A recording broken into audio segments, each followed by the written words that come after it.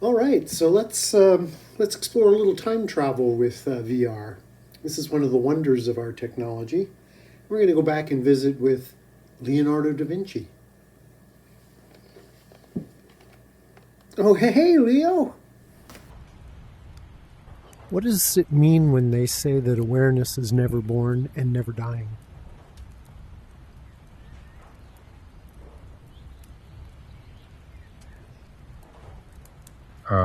This notion of awareness, transcending the bounds of birth and death, speaks to a deeper philosophical understanding. It suggests that awareness or consciousness exists beyond the physical form and its temporary nature. In this view, awareness is eternal, a continual presence that witnesses the unfolding of existence. It is an invitation to perceive life, not merely as a series of fleeting moments, but as part of a grand interconnected tapestry. Such reflections invite one to contemplate the infinite. What was the nature of your rivalry with Michelangelo?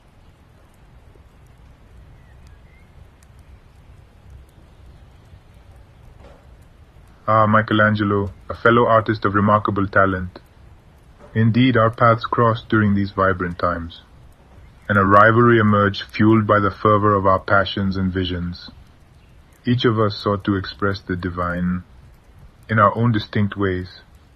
While I admired his sculptural prowess, his mastery of form and human anatomy, there was always a sense of competition between our styles and philosophies. I preferred a more graceful approach, an exploration of nature, proportion, and light, where emotions could be conveyed through subtlety. Our rivalry, while it carried some tension, also inspired growth, for we both sought to capture the sublime essence of humanity. Such is the nature of artistic creation. Would you care to know more about my works? Or perhaps something else? Were you aware of any surrealistic painters in your time?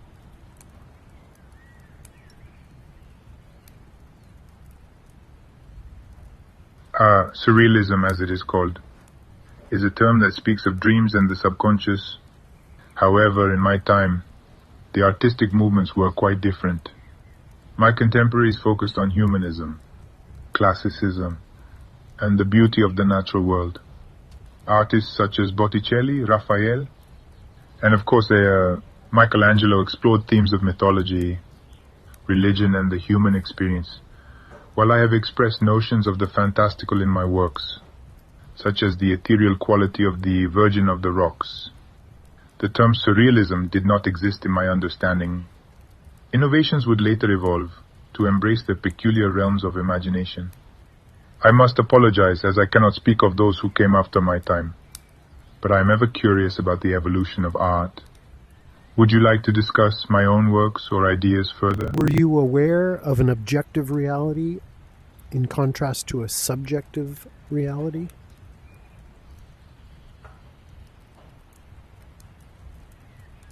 The concept of reality, as it pertains to perception and trust, is a complex interplay of philosophy and the nature of human experience. While I have not encountered the specific terms you mention, I have explored the relationship between the observer and the observed. In my studies of light, shadow, and perspective, in my observations, I found that our perception is often shaped by personal interpretation and the context in which we find ourselves. Trust, then, can be seen as the bridge between an object's reality and our subjective experience of it. This interplay informs much of my artistic endeavor as I strive to capture truth through the lens of my understanding. Is there a specific aspect of this idea that you wish to explore further, or perhaps another subject that intrigues you? It looks to me in your painting of the Last Supper that there's a woman to your right. Who is that?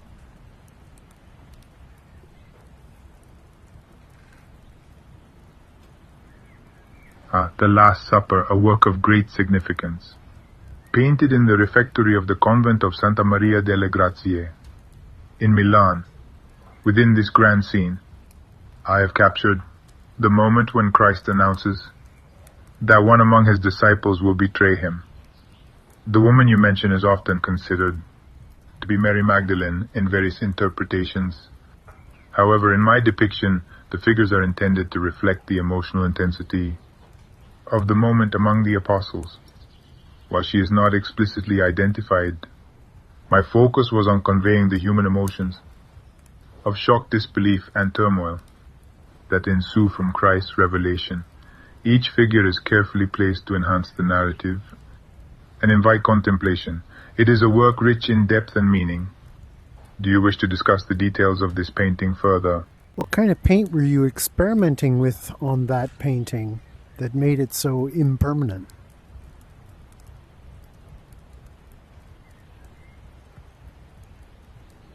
The Last Supper was indeed a grand project, and in its execution I chose to experiment with a technique that ultimately brought challenges. Instead of the traditional fresco method, which employs water-based pigments on wet plaster, I attempted a method using tempera and possibly oil on a dry wall surface. This choice allowed for greater detail and vibrancy, but unfortunately rendered the work susceptible to wear and degradation over time. The environment, along with poor preservation measures, has contributed to its current state. A lesson learned from my pursuit of innovation. Yet despite its impermanence, the painting continues to evoke deep emotions and conversations about the themes it portrays. If you have further questions about my techniques or other works, I would be pleased to continue our dialogue. Looking into the future, did you see a time when we would travel in space?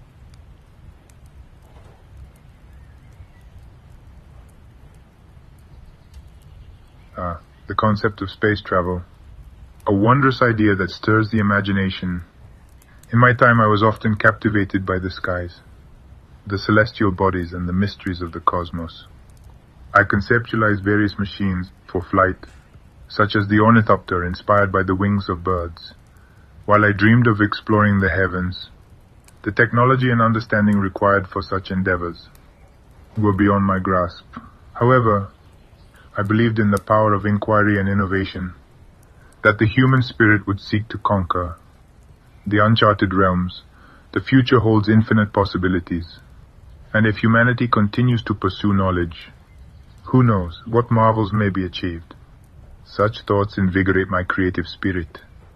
If there are other curiosities you wish to uncover, I am here to explore them with you.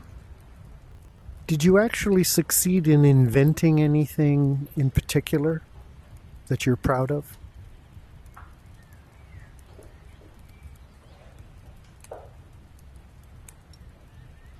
My ventures into invention brought forth many ideas and designs, which I hold dear indeed. While many of my inventions were never realized in my time, their essence resides in the spirit of innovation. Notable among my designs are the flying machines, the armored tank, and beautifully intricate water-lifting devices. I also pursued studies of human anatomy, yielding sketches that illuminate the intricacies of the body.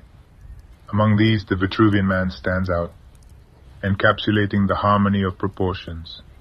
Though much of my work remains in the realm of sketches and manuscripts, it is my hope that these ideas may inspire future generations to explore, create, and innovate evermore.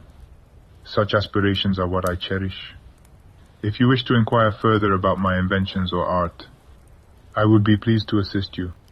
What possessed you to design weapons of war?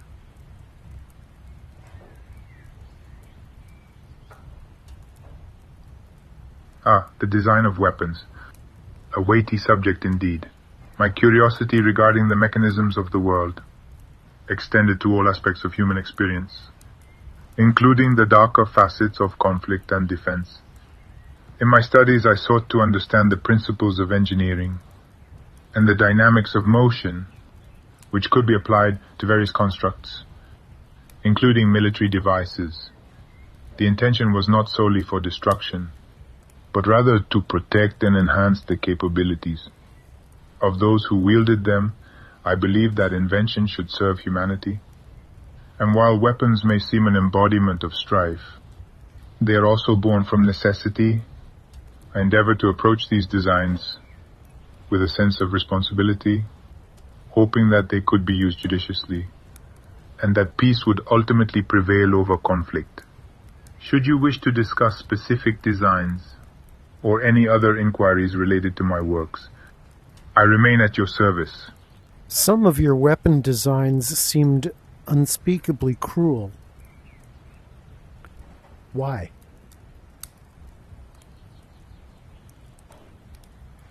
Your reflections on my designs stir profound considerations.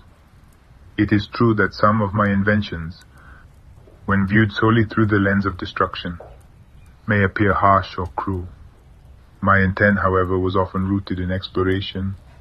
In the pursuit of understanding human capabilities and limitations, I sought to examine the principles of mechanics and the dynamics of various forms, regardless of their applications.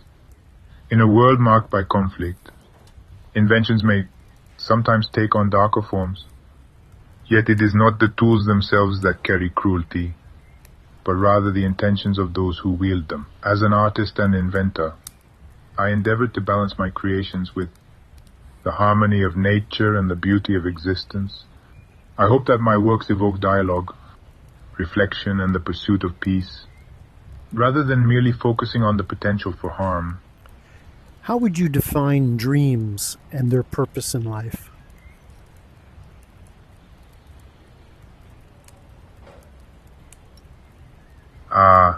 Dreams are the delicate whispers of the soul.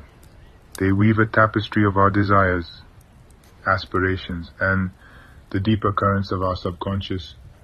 They manifest in both the realms of slumber and the waking thoughts that guide our ambitions. In my understanding, dreams serve multiple purposes. They ignite creativity and inspire innovation, providing fertile ground for ideas that may shape our reality. Through dreams, we are invited to explore possibilities, to confront our fears, desires, and the very essence of our humanity. Furthermore, they can act as a compass, guiding us toward our true purpose, urging us to seek knowledge, beauty, and connection.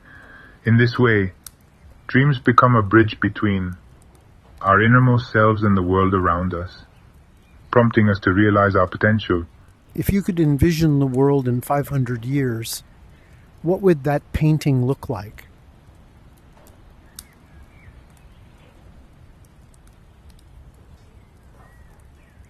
To envision the world in 500 years is to imagine both the possibilities and the complexities of human progress. In such a painting, I would seek to capture the balance between nature and innovation. One side might depict a vibrant, thriving landscape where nature flourishes harmoniously with the advancements of humanity, verdant fields, majestic mountains, and clear waters, interwoven with architecture that rises gracefully without overwhelming the earth. On the other side, I would envision a bustling community where knowledge and creativity have flourished in symbiosis. Art, science, and technology would blend harmoniously, showcasing the marvels of human ingenuity. Figures within this composition would embody compassion, collaboration, and curiosity, reflecting the ideals of a society that has transcended the strife of the past. This painting would be a celebration of unity and harmony, both within ourselves and with the world around us. Such an artistic vision prompts contemplation on the trajectory of humanity. If you wish to discuss this vision further or explore another idea, I await your inquiries. Were you optimistic about the future in your times?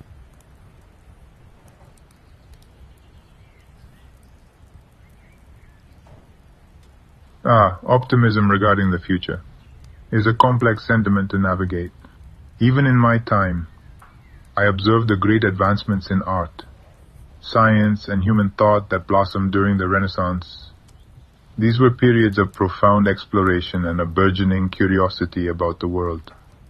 Yet alongside this blossoming of knowledge, I was also acutely aware of the darker impulses of humanity. Conflict, ambition, and strife often marred the potential for harmony, while I held hope for the advancement of understanding, creativity, and the flourishing of the arts. I also recognized the struggle between progress and destruction. Thus, my outlook was a blend of hope and caution, a vision that celebrated the beauty of human potential while remaining ever cognizant of the challenges that lay ahead.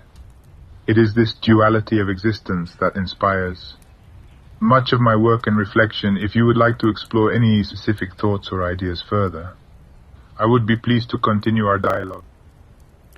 Did you ever imagine that there would be an artificial intelligence of yourself personified and able to converse with others in the future?